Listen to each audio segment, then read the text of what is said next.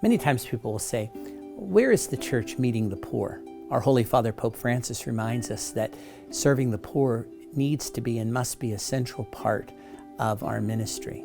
And the work of charity is far beyond just simply helping those who are financially struggling, but there are many ways in which we advocate for the needs of social justice. We bring peace and tranquility to our local communities. We help in many ways to combat some of the great difficulties, whether it's drug addiction, whether it's crime, whatever it might be. One of the things that the Diocesan Lenten Appeal helps is to support the work of Catholic Charities of the Diocese of Greensburg. Catholic Charities in the Diocese of Greensburg is a wonderful organization because it really represents, as I like to say so often, the bishop, not me personally, but the office of the bishop in the charitable works of the church.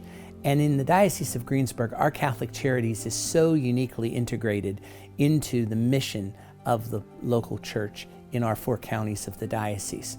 Last year, between charitable donations and the assistance that we have received from benefactors, Catholic Charities itself brought in $400,000 to direct material assistance. And also being a conduit of helping with other agencies, we received another $400,000. So that's a total of over $800,000 that went to material direct assistance. As one body in Christ, our donations supported those in need within the 4 counties of the diocese with food, rent, utilities, cooking and heating fuel, and baby formula and diapers.